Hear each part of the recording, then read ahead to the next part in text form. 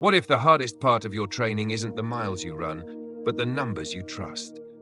What if every easy run is quietly making you slower, not stronger? Stay with me, because once you see this, you can't unsee it. Look at your wrist right now. That small screen you trust, that device you paid hundreds of dollars for. The one that tells you when to slow down, when to push, when you're doing it right. What if I told you it's not broken, but it's quietly lying to you? Every time your watch flashes zone 2, you feel a sense of relief. You believe you're building endurance, burning fat, training smart instead of hard. You tell yourself this is how long-term progress is made. But inside your body, something very different may be happening. You might not be training endurance at all. You might be draining glycogen, accumulating fatigue, stressing your nervous system, while thinking you're being disciplined and patient. You're not failing because you lack willpower. You're failing because the numbers guiding you are wrong. And here's the unsettling part. If your training zones are wrong, then every kilometer you run, no matter how committed you are, is reinforcing the wrong adaptation. Not progress, not resilience, fatigue. Runforce mindset warmly welcomes you.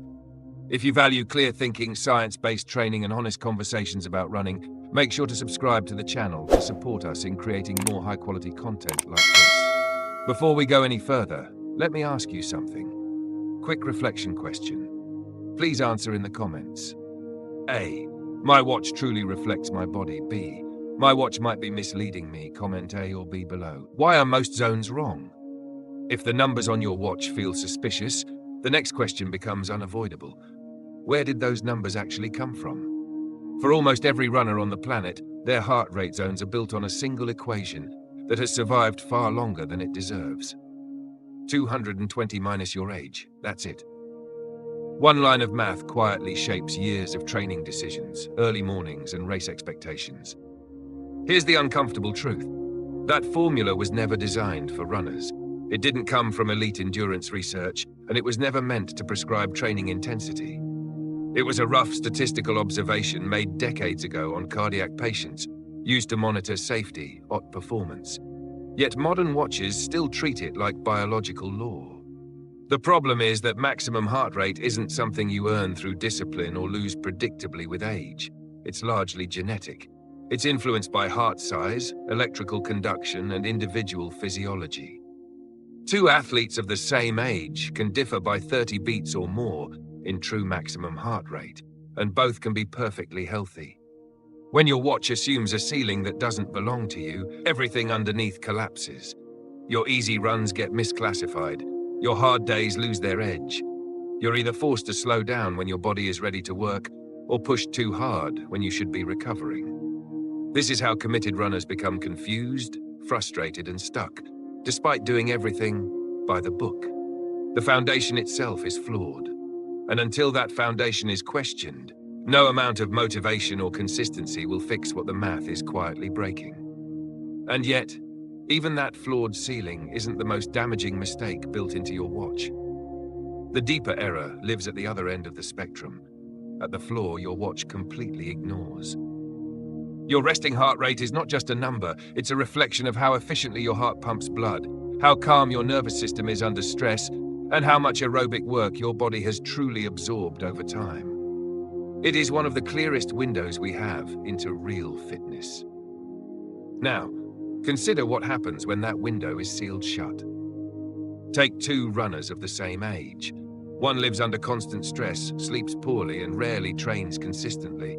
His resting heart rate sits high, his cardiovascular system working harder even at rest. The other has spent years building aerobic capacity. His heart beats slowly and powerfully, conserving energy with every contraction. When a watch ignores that difference, it treats both bodies as identical. It assigns them the same training zones, the same easy pace, the same boundaries between recovery and effort. Biologically, that makes no sense. For the trained runner, what's labeled as easy barely registers as training. For the untrained runner, that same number can push the body close to its limits. One is understimulated, the other is quietly overreaching. This is how athletes drift into confusion without realizing it. Effort and data stop aligning. Runs feel harder than they should, yet progress stalls. Recovery never quite happens, but intensity never truly arrives either. By ignoring resting heart rate, your watch ignores fitness itself. And that blind spot pulls you straight toward the most deceptive place in endurance training, the gray zone. Once you're pulled into that blind spot, the consequences don't arrive all at once. They creep in quietly, disguised as productive effort. This is the gray zone. The most deceptive place in endurance training. It's the pace where you feel like you're working. Your breathing is heavier, sweat starts to drip. Your watch shows reassuring numbers that suggest you're neither slacking nor overdoing it. You finish the run, tired but satisfied, convinced you checked the box for the day. Physiologically, however, your body received a confused message. You ran too fast to trigger the adaptations of true aerobic training. Fat oxidation is never fully turned on. Mitochondrial development was minimal. Capillary growth, the foundation of endurance, barely moved. At the same time, you ran too slow to challenge the systems that make you faster. Lactate clearance wasn't stressed. Threshold didn't rise, VO2 max didn't budge. What did happen was fatigue. You relied heavily on glycogen. Stress hormones climbed, mechanical load accumulated in muscles and joints. Your nervous system stayed switched on instead of recovering. And because the effort felt moderate, you repeated it again, day after day, week after week. This is why so many dedicated runners feel permanently tired but never sharper. Why does race pace feel harder every season instead of easier? Why improvement stalls despite consistency? The gray zone doesn't feel wrong. That's what makes it dangerous. It quietly trains your body to tolerate mediocrity. Never easy enough to recover, never hard enough to adapt. Without clear boundaries between easy and hard, your training becomes a blur, and blurred signals never produce breakthrough results. The moment you recognize that blur, the natural question becomes simple and urgent. How do you escape it? The first solution doesn't require new gear, lab tests, or elite genetics. It requires fixing the math that connects your body to the numbers on your screen. This is where heart rate reserve changes everything. Unlike the factory settings on your watch, heart rate reserve starts with reality. It acknowledges that fitness lives in the space between rest and maximum effort, not at the extremes, but in the range your body can actually use. The process begins with your true resting heart rate, measured when your body is calm, not stimulated by caffeine, stress, or movement. This number reflects how efficient your cardiovascular system truly is at baseline. Then comes your observed maximum heart rate, not a theoretical estimate, but the highest value your body has actually reached during a hard effort. Together, these two numbers define your usable capacity. Heart rate reserve is simply the difference between them. But conceptually, it represents something far more important: the engine you can deploy during training. When your zones are calculated as percentages of that reserve and then anchored back to rest, something remarkable happens. Effort and sensation begin to align. Easy runs feel easy without feeling pointless. You're no longer forced into an artificially slow pace that disrupts mechanics and motivation. At the same time, you're no longer drifting into hidden fatigue while believing you're recovering. For most runners, this single adjustment resolves the majority of training confusion. The gray zone shrinks. Recovery becomes real again. Aerobic work finally does what it's supposed to do. This isn't about training harder. It's about training, honestly, using numbers that reflect your physiology instead of averages pulled from a population you don't belong to. Once your training finally reflects your true aerobic capacity, a deeper level of precision becomes possible, one that separates guessing from knowing. Heart rate reserve fixes most mistakes, but it still works within a broad framework. If you want real accuracy, the kind that elite athletes rely on, your training must be anchored to a single physiological truth: your lactate threshold. Lactate threshold is not a concept reserved for labs and white coats. It is the exact point where your body begins producing lactate faster than it can clear it. Below it, effort is sustainable. Above it, fatigue accumulates rapidly and predictably. This line defines how fast you can truly run for extended periods. When your zones are anchored to this point, training stops being abstract. You know when you are building endurance without damage. You know when you are improving performance without crossing the line, and you know exactly when you've gone too far. The most practical way to find this point is the 30-minute field test. It's simple, but it is not easy. After a proper warm-up, you run for 30 minutes at the hardest pace you can sustain evenly. Not a sprint, not a slow burn. Controlled discomfort from start to finish. 10 minutes in, you mark the lap. The average heart rate over the final 20 minutes becomes your lactate threshold heart rate. That number is transformative. Your threshold workouts suddenly have clarity. Your tempo runs stop being guesses. Race pacing becomes grounded in physiology rather than emotion.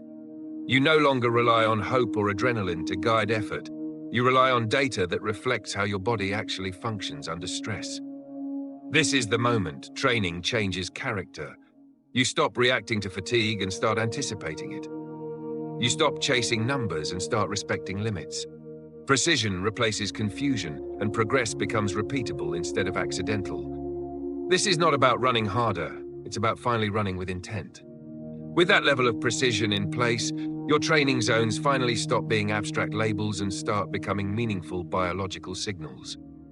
Zone 1 and Zone 2 are no longer just easy days. They're where your aerobic foundation is built, at the cellular level. Mitochondria multiply, fat becomes a reliable fuel source, blood vessels grow denser, improving oxygen delivery with every heartbeat. These zones are quiet, almost boring, but they are where durability is created. Zone 3 sits in a delicate position. When used intentionally, it has purpose. For experienced athletes, it can mirror race effort and teach the body to sustain discomfort efficiently. Used randomly, it blurs recovery and undermines progress. Context determines whether it helps or harms. Zone 4 is where discipline meets discomfort. Here, your body learns to tolerate and clear lactate more efficiently. This is the effort that feels hard but controlled, the place where sustainable speed is forged. It demands focus, restraint, and respect. Zone 5 is entirely different. It pushes the heart and lungs toward their upper limits. These efforts are brief, intense, and costly. Used sparingly, they raise your ceiling. Used carelessly, they erode consistency. When these zones are clearly separated, training gains direction. Each run has a purpose. Each effort sends a clean signal. When they blur together, everything feels the same, and sameness is the enemy of adaptation. Clarity doesn't just organize training, it protects it. Once that clarity exists, a final and often overlooked truth comes into focus. Data alone does not make an athlete better. Numbers are inert. They only gain power through interpretation. Heart rate zones, no matter how accurate, are meaningless if they are not understood within the context of the whole organism. Your heart does not train in isolation. It responds to sleep quality, nutritional status, psychological stress, and accumulated fatigue. The same heart rate can signal progress one week and overload the next. Without interpretation, data becomes noise. This is where most runners stall. They collect metrics faithfully, yet lack the framework to adjust when life interferes with training. They follow numbers rigidly instead of reading them intelligently. Understanding zones is not about obedience to a screen. It is about learning to listen to patterns, trends, and responses. It is about knowing when to hold back and when to press forward. The difference between stagnation and progress is rarely effort. It is awareness. And once you see that difference, it becomes impossible to train the same way again. So here is a simple but powerful commitment. Before your next run, fix your zones. Sit down with your data. Align the numbers on your watch with the reality of your physiology. Give yourself the chance to train with clarity instead of assumptions. If you can do this on your own, that is a meaningful step forward. It shows you are willing to take responsibility for how you train, not just how hard you try. And if it feels complex or uncertain, that is not a weakness. Endurance performance is not built on isolated workouts, but on continuous interpretation. Coaching is not about assigning mileage. It is about understanding how your body responds to stress over time and adjusting accordingly. Progress does not come from guessing. It comes from intention. And intention begins the moment you stop running blind. What this journey ultimately reveals is not just a problem with training zones, but a deeper pattern in how we live and make decisions. Most people are not held back by a lack of effort. They are held back by trusting systems, habit assumptions that were never designed for who they truly are. When the input is wrong, even the hardest work leads in the wrong direction. The real lesson here is simple but powerful. Progress begins when you question the framework guiding your actions. In running, that means aligning data with your unique physiology. In life, it means aligning your choices with your values, your limits, and your long-term goals. Stop operating on defaults. Start operating with awareness. When understanding replaces blind repetition, growth becomes sustainable, not exhausting. Now I'd love to hear from you. A simple question. Do you feel you are living more on autopilot or with intention right now? Please share your thoughts in the comments so we can all learn from different perspectives. And if this conversation resonated with you, please subscribe to Runforce Mindset to support the channel and motivate us to keep creating meaningful content for you.